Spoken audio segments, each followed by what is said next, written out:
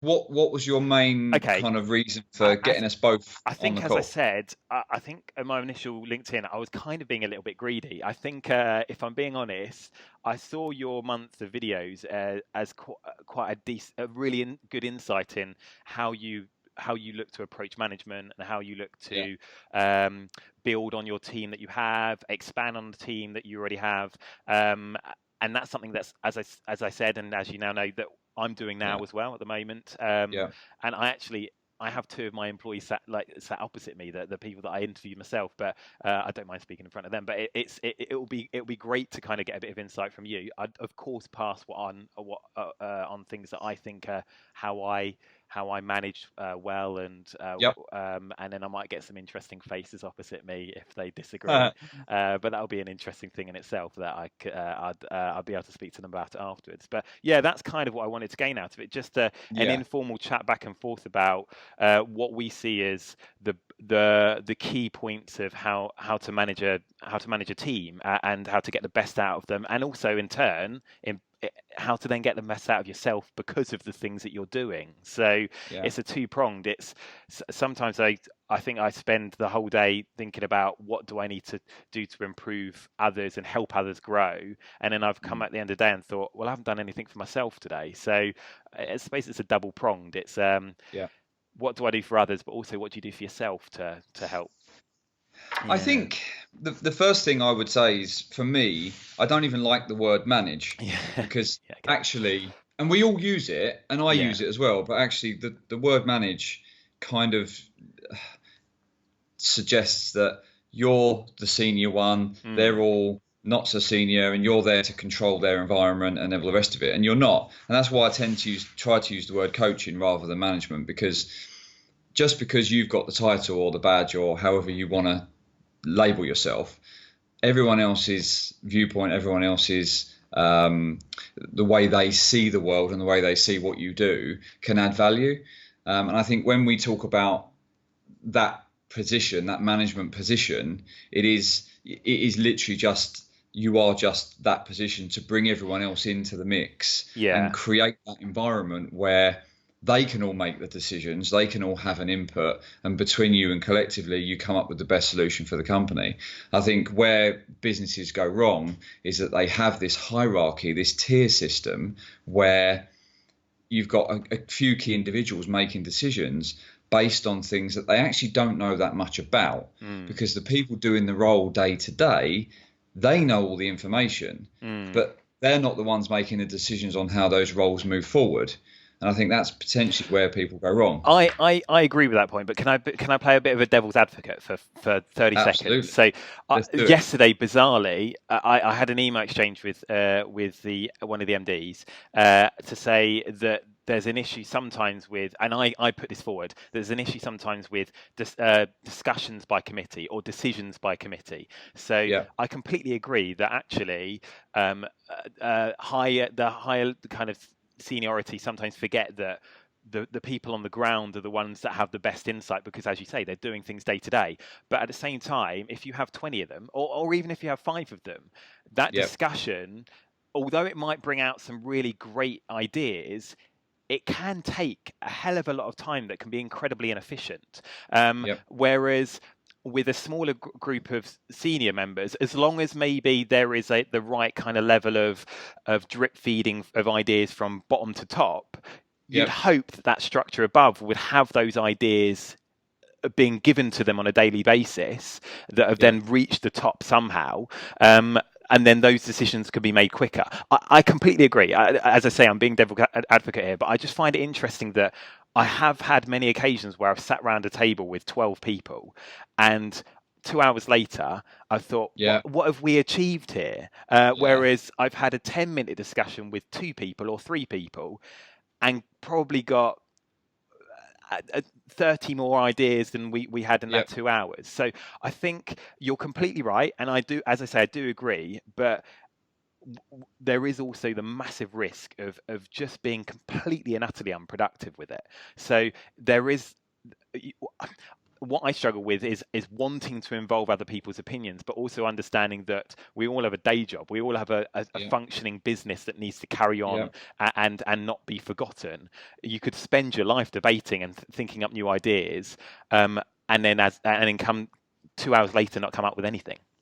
I think what we tend to do here, or what I've tried to do over the last few years, is you create leaders all over the place. So you create leaders within the team. Yeah. And what happens is when you do that, you tend to get a few people that almost become the spokesperson for their little pockets of teams. And we're only a team of 11, but I've got 3 or 4 key people that I know make decisions not based on their own personal gain, but based on those collective of the people. Yeah. So whereas I won't necessarily sit in a room with all 10 of them all of the time, we do that very rarely because, like you say, that can be unproductive. They will have their little break-offs with 2 or 3 people, so there's not too many voices in the room where they will then feed that information back to me, so I've got a real grasp of their challenges and their opportunities in that role. So I'm never really taking on the opinions of more than 2 or 3 people. Okay, but they have the opinions of others as well. Exactly. Yeah, okay. And then I know that my decisions, that ultimately the buck still stops with me. So ultimately, whatever decision we come to as a collective, I'm the one that's seen to be making it, but actually it's not all my idea. It's the collective. But at least that decision is an educated one based on the feedback I've had from those key people within the team. If you don't empower people and then create leaders through empowerment, then you're stuck in the situation where you've always got 10 or 11 people in a room, not really saying much other than moaning about what isn't being done. Yeah. No, that's it. Which I agree is completely unproductive. Yeah, I think actually, without maybe even realizing, that's a similar approach that we do. So we one thing that I would always say we do incredibly well in Monetise actually is there is a structure where on a monthly basis, every individual, no matter whether your seniority, sits down with somebody else and says, and that other person has looked at what they're doing throughout that month and analyzes it and says, look, this is my ideas. You've been eyeballing this for a month. You've been eyeballing your client base for a month. Great, you've been doing some great stuff, but here's another approach, because everyone obviously has those different opinions, and the person that's analysing is mixed up ever so often as well, so you don't always just get the same person looking over somebody else's work. But I've then got a situation where I know nobody is thinking they're alone, but equally also that they're feeling supported within the team, and also in turn also it's a collaborative thing, because then they fire back some ideas as well, because it's not just sit down, one person give ideas, both have to come with their own ideas. One person that has had the client base from day one, and the other person that's just analysing it for the purpose of that meeting, but then they're having a collaborative discussion that says, well, come on, here's some cool ideas that you might not have thought of. So that's a good one. So never being too afraid of saying of just appreciating somebody else's input, and that's what I think ties in with feedback. Yeah, ties in with feedback, and we encourage. People have this perception that feedback is either positive or negative, and it's not. If it's done properly, feedback should always be positive, because even if it's not necessarily blowing smoke up someone's arse and saying you're great, you're brilliant, it should always have a benefit to the person on the other end of it. So even if it's something along the lines of, what you've been doing there is absolutely fantastic, should we try this? What do you think the end result would be if we went about it this way? Yeah. You're doing it for their benefit, because it's for their development, it's for their growth. If you go into a room and say, you're rubbish, what you've done there is shocking, you need to do it this way, that's not feedback, that's abuse.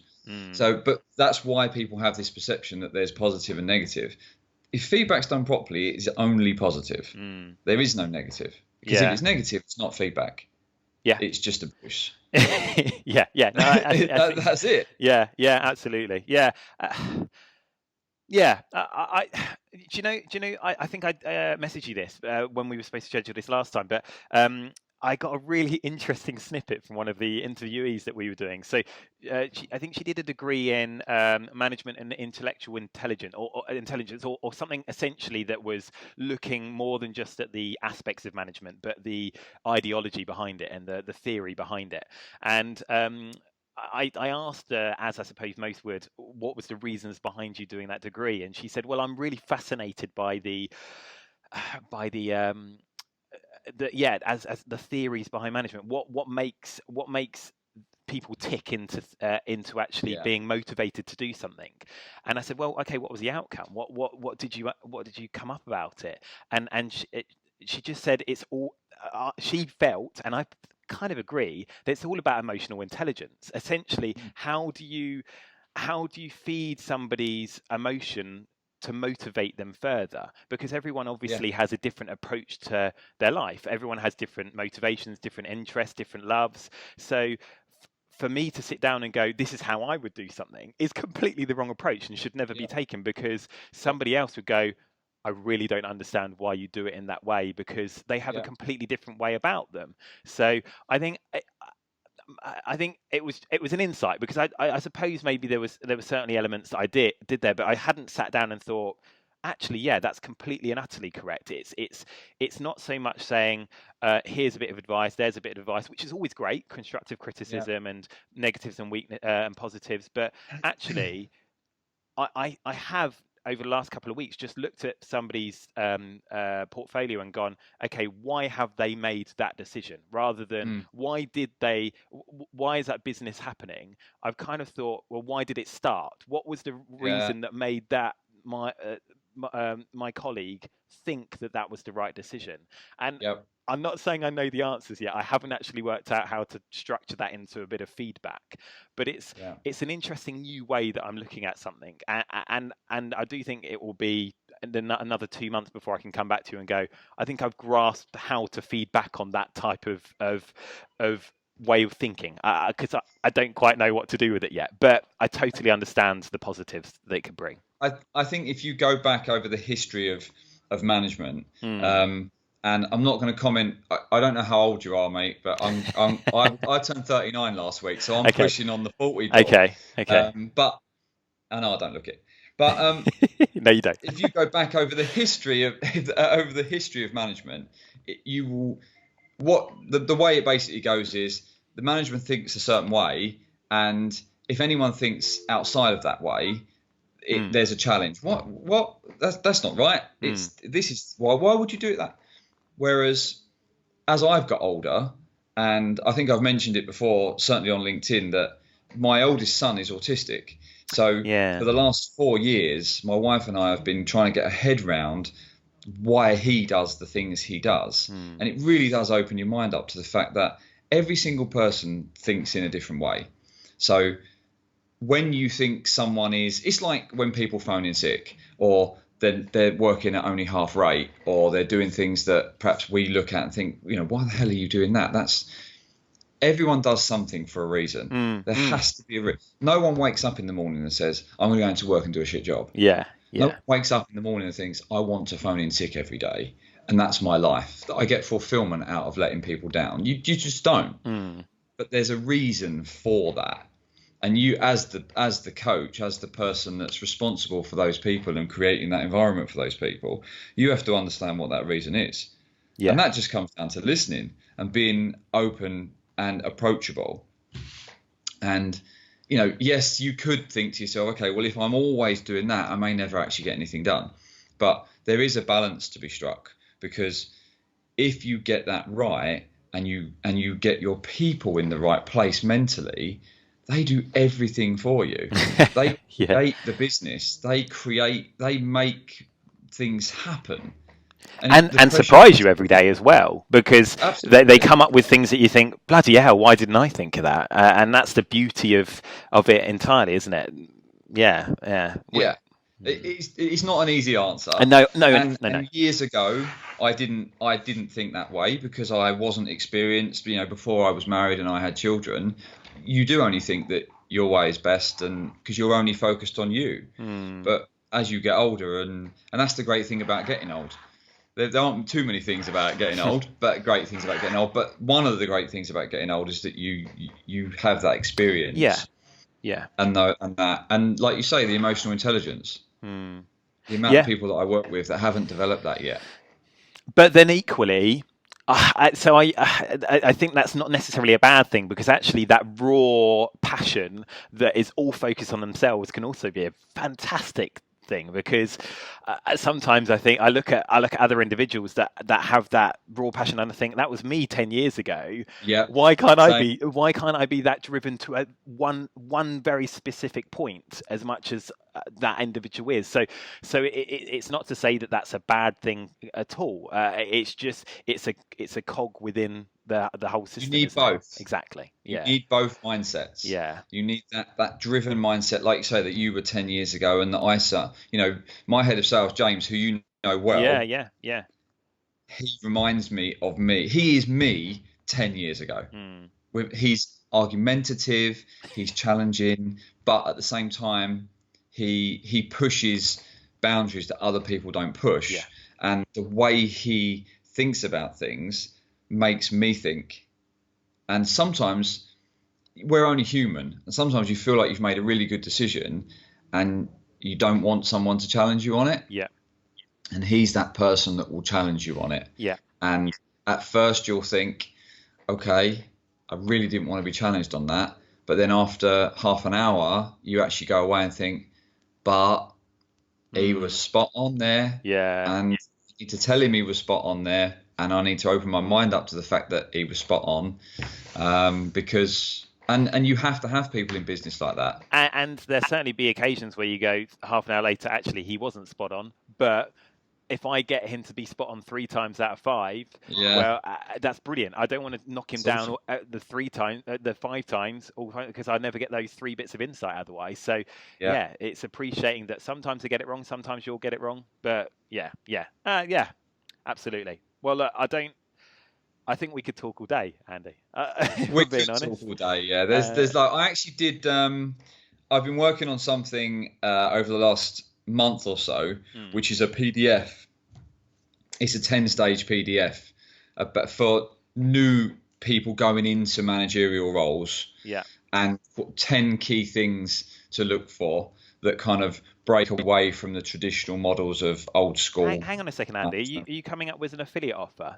In just 10 easy payments, you can see all Yeah, 10 I could points. be. I could be. But no, it was literally something that I'll do a video at some point, and I'll offer it out to anyone that feels it's valuable for free.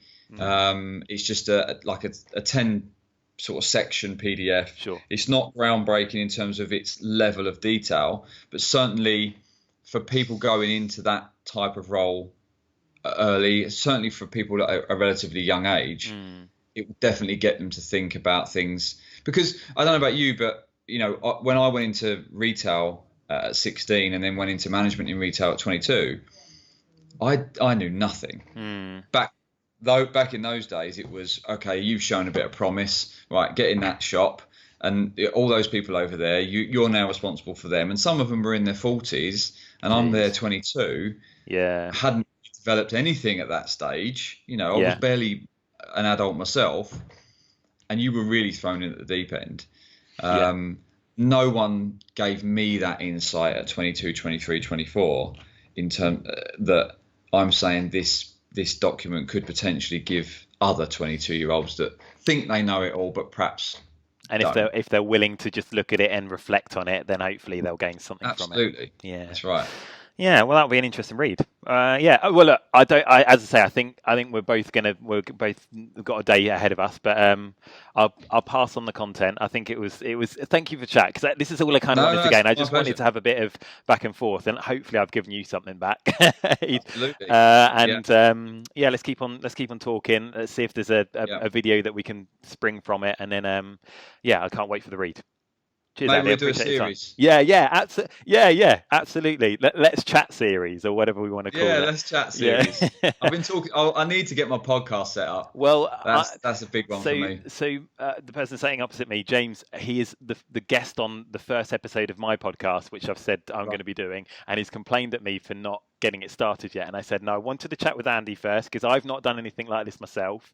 So I was pushing myself in a deep end by saying to Andy, let me do a video with you. So hopefully I've done that now. So now I have to actually go forward with my promise of actually starting my podcast. So hopefully it's not that scary once you start. Yeah, well, I know. Well, I kind of realised that over the last half an hour. So it was just literally doing the first leap. So hopefully I'll carry on now. So nice one. Well, have a good rest of the day, buddy. Brilliant.